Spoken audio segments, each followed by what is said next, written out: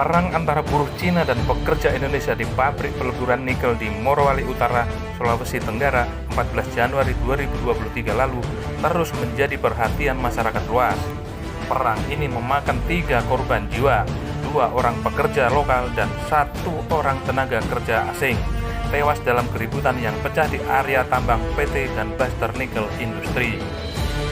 Perang antar pekerja ini menyisakan perasaan sedih dan kecewa sebab pemerintah Indonesia terkesan membela tenaga kerja asing, padahal perang dipicu oleh tenaga kerja asing Cina yang melakukan serangan terlebih dahulu. Ini yang kemudian membuat pekerja Indonesia membela diri lalu mengundang solidaritas para pekerja lainnya. Peristiwa ini sudah diramalkan mantan anggota TNI Ruslan Buton yang dulu bertugas di wilayah itu. Ruslan bersaksi bahwa banjirnya tenaga kerja Cina sudah dikhawatirkan banyak pihak termasuk dirinya. Sejak tahun 2012, Ruslan sudah melihat gejala itu. Ia wanti-wanti agar kerjasama dengan buruh Cina dibatalkan. Ruslan mencium gelagat kurang baik bahwa ke depan Indonesia akan dipenuhi Cina-Cina Tiongkok. Mereka tak sekedar tenaga kerja, tetapi tentara terlatih yang siap perang kapan saja. Indonesia dalam bahaya cengkraman Cina. Simak kesaksian Ruslan Buton. Saya menganggap kehadiran TKA Cina, membanjirnya TKA Cina di Republik ini sebenarnya saya sudah prediksi dari awal bahwa ini adalah ancaman kedaulatan yang kita tidak pernah sadari. Mereka sudah melakukan invasi terselubung, ya kan? Dengan menggunakan alat kekuasaan untuk melegalkan mereka biar masuk sebebas-bebasnya. Prof. Jadi kembali lagi, kenapa saya katakan ini invasi terselubung? Karena di negeri Cina itu, di negara Cina itu, semua laki-laki dewasa usia sudah di atas 23-24 itu dia sudah pasti tentara karena di sana adalah wajib militer. Ya, di sana kita harus ingat wajib militer. Maka semua TKA yang masuk ke sini tidak bisa kita pungkiri bahwa mereka adalah tentara. Kan gitu. Yang lebih memprihatinkan lagi, ada beberapa temuan bahwa TKA Cina yang tidak bisa berbahasa Inggris, tidak bisa berbahasa Indonesia, yang konon katanya mereka ini adalah tenaga ahli, ya kan? Tetapi mereka punya KTP Indonesia? Indonesia dengan nama Jawa, nama Sunda, padahal bahasa Indonesia nggak bisa. Dari mana bisa mereka membuat seperti itu? KTP yang di ini. Nah, kembali lagi saya katakan, 2012 saya berangkat ke Ternate. Pesawat penerbangan Ternate itu selalu jam 2 malam. Dari mana? Dari Jakarta, Cengkareng. Oke. Di situ penumpangnya itu dilihat mungkin orang-orang lokal mungkin hanya 5-6 orang. Selebihnya TKA Cina semua. Jadi terkadang kita kayak merasa asing di negeri sendiri, gitu. Dan ini hampir setiap malam itu ada seperti itu, sangat ramai. Ini baru yang ke Ternate. Kita bisa bayangkan bagaimana berapa yang ke Kendari, berapa yang ke Palu, berapa yang ke Makassar, gitu. Jadi saya sendiri pernah di suatu tempat di mana tambang-tambang perusahaan yang melibatkan pekerja-pekerja Cina yang ribuan manusia, dan pernah saya tangkap, yang pernah saya ceritakan mungkin beberapa waktu yang lalu, saya pernah disuap untuk melepaskan mereka pun saya tidak pernah izinkan karena saya menganggap mengkhianati diri sendiri. Dan saya ini itu ancaman, udah bahaya.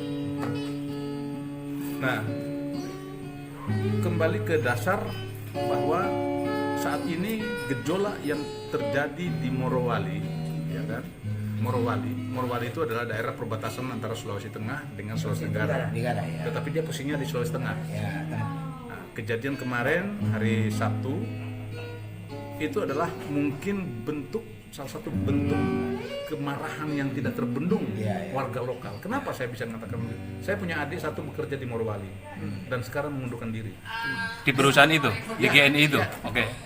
Dia tidak bercerita secara detail, tetapi yang jelas gambaran yang saya pernah tangkap dari apa yang disampaikan bahwa dia merasa kayak sakit hati, kayak sangat-sangat berbeda dengan perlakuan pekerja TKA Cina. Ada diskriminasi. Sangat. sangat. Dari cara makan saja, orang-orang lokal itu makannya ibaratnya ya nyari tempat sendiri-sendiri lah, pakai omprengan kayak gitu. Mereka disiapkan kayak prasmanan gitu kan.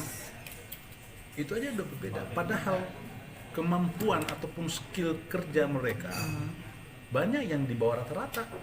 Yang pekerja mereka nggak mampu, Indonesia punya mampu. Tetapi gajinya sangat jauh. Yang paling dekat-dekat itu gajinya mendekati yang orang kita yang helmnya biru berarti punya jabatan.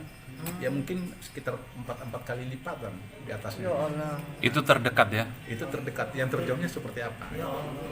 Sangat timpang sekali. Pekerja mereka ya kalau kita bilang mungkin yang punya skill, tenaga ahli. Lah kenyataannya yang nyopir, yang masak juga, yang Nyapu. pekerja buruh-buruhnya juga ya mereka juga gitu loh. Terus di mana apa itu pekerjaan itu nggak bisa dikerjakan oleh orang kita? Ini persoalan besar. Jadi ketimpangan itu ketika mereka menanyakan, mereka memperjuangkan hak-haknya untuk mendapatkan kesetaraan hidup, dibalasnya dengan cara seperti itu. Nah, sesuatu yang membuat kita miris adalah ketika stakeholders setempat, di situ bupati, gubernur menyatakan bahwa sumber persoalan berasal dari pekerja lokal. Fitnah itu ya? Kenyataannya seperti itu yang disebarkan, dan yang ditangkap adalah pekerja-pekerja lokal. Sedih banget. Sementara kita melihat video-video yang berkembang, yang beredar di video-video, banyak yang mereka lakukan dengan mempersiapkan besi-besi yang dipertajam, parang sedang diasah oleh mereka. Artinya TKA Cina ini sedang mempersiapkan diri untuk melakukan perlawanan. Ini sangat, mereka bekerja di negara kita. Pertanyaannya sekarang, apa untungnya sekarang TKA Cina masuk dari begini? Ada nggak hasil yang kita dapatkan? Barang-barang semua makin naik, apa semua pajak semua makin naik. Nggak ada untuk meringankan bebannya rakyat. Yang terakhir kemarin kita pernah dengar beberapa ruas jalan di Jakarta ini akan dipungut bayaran. Berbayar. Ini sudah gila negeri kita ini sekarang. Padahal kan itu Tapi Bang Ruslan itu sebenarnya bukannya fitnah itu adalah akibat dari sebab diperlakukannya tidak adil. Kebijakan yang keliru. Kebijakan yang tidak adil itu menyebabnya akibatnya adalah kita berontak. Oke, sebentar seperti itu ya. Satu lagi Pak. Itu artinya kan pemerintah kita menjadi agen penjajah dong kalau seperti itu ya? Agen penjajahan Cina secara legal. Tanya dengan cara halus seperti itu, sekarang kita sudah merasakan bahwa negeri kita diancam dalam ambang penjajahan, dan kita sudah sangat merasakan itu. Pekerja lokal diberhentikan dengan gaji yang sedikit supaya mereka tidak betah di situ, masuklah TKA Cina itu yang bekerja. Negeri kita dikuasai oleh asing, dan itu tidak bisa kita biarkan. Ini kan Bisa nggak bargaining itu dilakukan oleh kita ya, pemerintah, orang-orang kita sendiri bargaining dengan pemerintah pusat untuk melakukan itu? Bisa, asal orang itu berpikiran sebagai seorang negarawan. Ada nggak yang kalau dia berpikiran politikus tidak akan bisa, karena politik hanya kepentingan kelompok dan pribadinya yang dia pikirkan. Negarawan dia akan bikin rakyatnya dan bangsanya. Oke? ya itu cari Ini akan jadi pemwaktu ya, kasus ini Pak? Ya. dari pemimpin Kalau tidak ada keadilan pasti akan menjadi bumbang. itu menjadi kios.